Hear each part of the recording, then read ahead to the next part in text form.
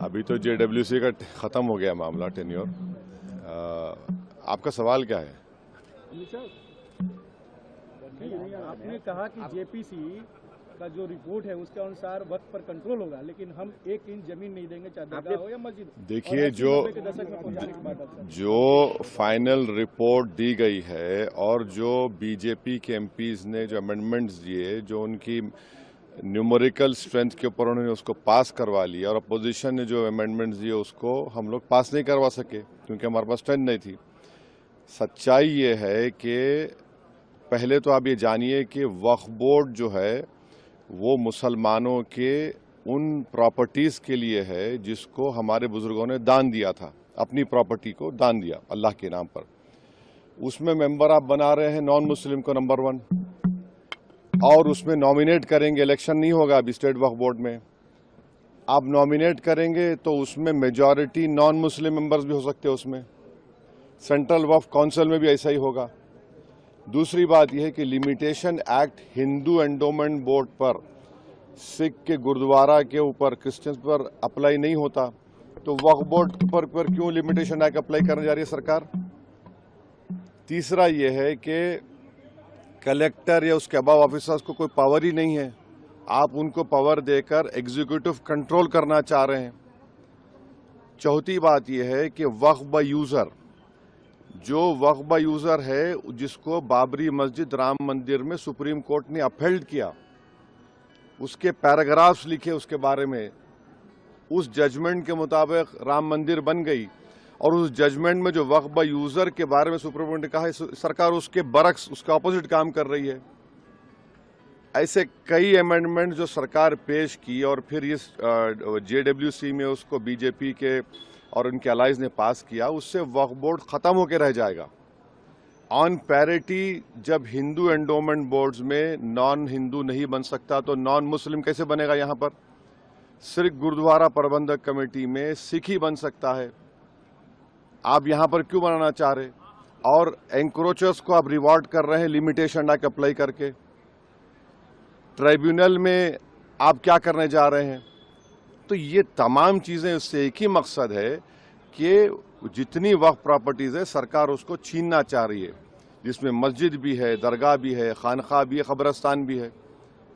अब ये एक अमेंडमेंट जो इन्होंने अपनी स्ट्रेंथ पर पास करवा लिया, इस फाइनल रिपोर्ट में आप देखिए क्या कहते हैं, वक्फ बाय यूजर में अगर वो डिस्प्यूटेड प्रॉपर्टी होगी या गवर्नमेंट प्रॉपर्टी होगी तो वक्फ बाय यूजर नहीं होगा। मैं आपको एक एग्जांपल दे रहा हूं, सच्चर कमेटी जाकर पढ़िए, जिसमें सच्चर कमेटी ने कहा कि दिल्ली में 123 ऐसे प्रॉपर्टीज है जो सरकार के कब्जे में है। मैं कहा वक्फ प्रॉपर्टी है सरकार के कब्जे में, उसकी 2008 में लागत 3000 करोड़ बताई गई। पार्लियामेंट के सामने की मस्जिद को गवर्नमेंट बोलती गवर्नमेंट की है, सामने है ना पार्लियामेंट सामने की, वहां के इमाम साहब एमपी हैं, उसका कोर्ट में केस चल रहा है, तो सरकार बोली हमारी प्रॉपर्टी हो गई। कैसे होगा बताइए आप? ये ऐसे कई एग्जाम्पल्स दे रहे हैं। आप इवैक्यू प्रॉपर्टी खत्म कर रहे हैं, इवैक्यू प्रॉपर्टी अलग है, इवैक्यू बाय वक्फ अलग है। पंजाब में हजारों एकड़ इवैक्यू प्रॉपर्टी जिससे रेवेन्यू आता है उसको खत्म कर रहे हैं आप, तो उससे फायदा किसको हो रहा है?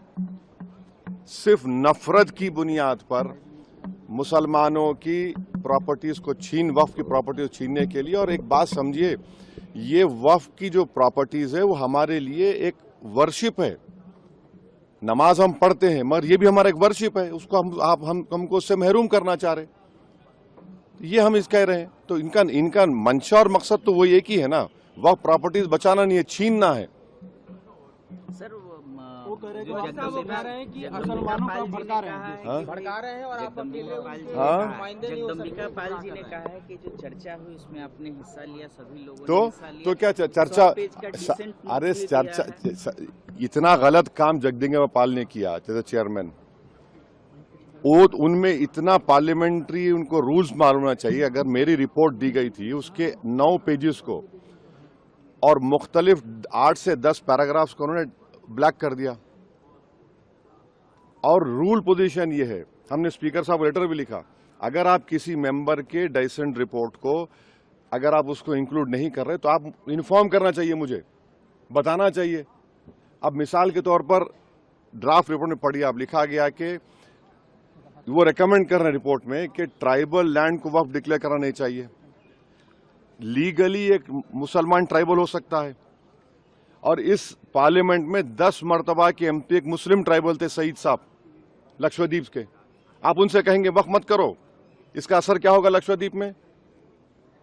कितने ट्राइबल मुसलमान हैं? आप हम लिख के दिए कि ये लीगली रॉन्ग पोजीशन है आपका, आपने उसको ब्लैकआउट कर दिया।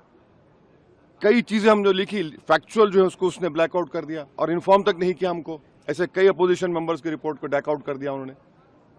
तो ये मनमानी की उन्होंने उसमें ना, तो देखिए 391 का रूल है, डायरेक्शन 91 भी मानते हैं, मगर आपको तो रीजन बताना चाहिए। फैक्चुअल को आप चीजों को आप उसको ब्लैक कर देते हैं। आपका डिसेंट नोट कितना पेज का था? डिसेंट नोट तो हमारा बहुत लंबा था, जिसमें से कई फैक्चुअल जो चीजें थी, इसको चेयरमैन साहब ने अपने पावर्स का very narrow and parochial interpretation लेके ब्लैकआउट कर दिया उसको। फिर हम लेटर लिखे स्पीकर साहब को, अपील किए उनको डायरेक्शन 91(2) में कि सर इसको आप इंक्लूड करिए, इसमें देखिए आप सच्चाई है इसमें पूरा, इसमें कोई गलती नहीं है। अब स्पीकर साहब के पास है वो। साहब लेकिन कुछ तो डाइल्यूट किया गया है बिल्कुल। क्या डाइल्यूट किया गया बताइए? नहीं आप बोलिए डाइल्यूट किया गया, बताइए बोलिए। वक्फ बाय यूजर वाले हम तो आपको एग्जाम्पल दे रहे हैं ना भैया। आप कह रहे हैं डिस्प्यूट हो गया गवर्नमेंट प्रॉपर्टी की, डिस्प्यूट के माने आपने लिखे उसमें, डिस्प्यूट कुछ भी हो जाएगा। अच्छा, और एक उसमें बिल में क्या है कि आप वक्फ के मुतवल्ली हैं, मैं जाकर कलेक्टर को बोलता हूं कि भाई ये इनकी प्रॉपर्टी वक्फ की नहीं है, और कलेक्टर जब इंक्वायरी ऑर्डर कर देगा तो जब तक वो वक्फ की प्रॉपर्टी नहीं रहेगी ना उसमें टाइम पीरियड है। अब कलेक्टर इंक्वायरी लेगा, मेरी वक्फ प्रॉपर्टी खत्म हो गई, इंक्वायरी का टाइम लिमिट नहीं है। और कलेक्टर कौन होता है? कलेक्टर गवर्नमेंट अपॉइंट करती नहीं करती, तो ये सेपरेशन ऑफ पावर्स का वायलेशन भी है। कहां से होगा बताइए? यही तो हम बता रहे हैं भाई, ऑन पैरिटी आप इसको क्यों देखिए ना, हिंदू एंडोमेंट बोर्ड्स में, सिखों के गुरुद्वारा में, क्रिश्चियंस में, ये सब चीजें हैं क्या? आप वहां करने वाले हैं क्या? अच्छा, वक्फ फंड आता था 7%, उसको आपने कम कर दिया 5%, और अमेंडमेंट क्या किया? What ever the number government sacrifice है और कम हो जाएगा। अब कैसे चलेगा वक्फ बोर्ड? फिर इसके बाद भी अगर ये सरकार तो इसके बिल बाद लाने का प्लान करिए, अगर बिल आएगा तो फिर आप लोग क्या करेंगे? बिल आएगा तो हम जो करना है करेंगे, क्या बात है। सर पाल साहब कह रहे हैं और जो एनडीए के अलाइज हैं उनको सोचना चाहिए, हमेशा पॉलिटिकल एनिमो नहीं होता ना। सर आप मुसलमानों को भड़का रहे हैं, ये जगदम्बिका पाल कह रहे हैं, क्योंकि आप मेंबर थे जेपीसी के। हाँ। आपने डिसेंट जेपीसी नहीं है वो, ज्वाइंट वर्किंग कमेटी है, उनको इतना तक नहीं मालूम। जेपीसी बोलते रहते हैं, ज्वाइंट वर्किंग कमेटी है। जेपीसी अगर होती तो उसको इन्वेस्टिगेटिव पावर्स होते, जैसा वन नेशन वन इलेक्शन बनाया गया है। ये ज्वाइंट वर्किंग कमेटी है, बस राग आलाप रहे। जेडब्ल्यूसी है, वो तक नहीं मालूम उनको।